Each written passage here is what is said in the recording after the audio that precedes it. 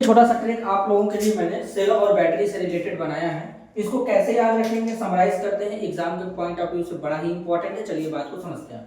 देखिए, जो primary cell होता है इसको कभी रिचार्ज नहीं कर सकते। इसका एग्जांपल होता है ड्राई सेल, मरकरी सेल।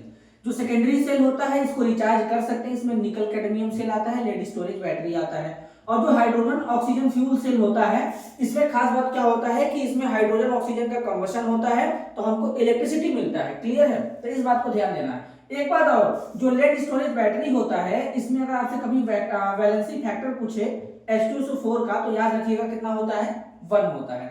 अब देखो, जैसे ड्राई सेल है, ड्राई सेल में एनोड क्या होता है, जिंक का बना होता है। कैथोड क्या होता है, ग्रेफाइट होता है, जो कि साथ में MnO2 कार्बन होते हैं और ये कैथोड को टच करते रहते हैं। इलेक्ट्रोलाइट के तौर पे अमोनियम क्लोराइड ZnCl2 होते हैं, ये एनोड को टच करते हैं।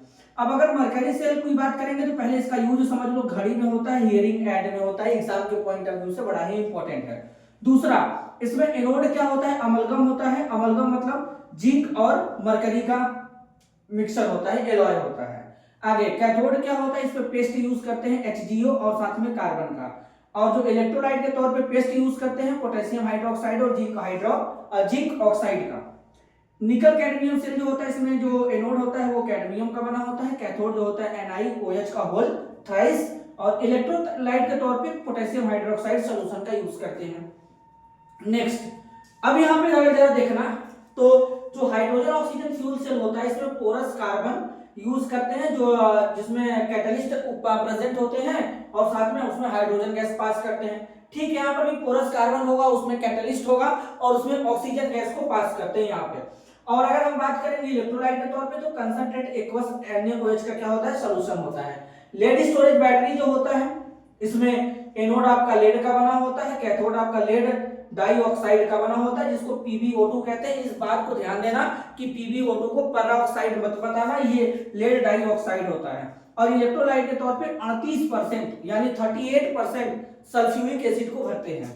आगे अब देखो, जो लेड स्टोरेज बैटरी होता है इसमें दो तरीके से रिएक्शन होता है, एक एनोड पे दूसरा कैथोड पे। रिएक्शन तो सबके होते हैं लेकिन इजी भी होते हैं, लेकिन इनमें सबसे ज्यादा इंपॉर्टेंट होता है आपका लेड स्टोरेज बैटरी का। एनोड जो होता है लेड का बना होता है, तो यहाँ पर देखो ये हो गया लेड, साथ में सल्फेट आयन है PbSO4 बनेगा, 2 इलेक्ट्रॉन जाएगा।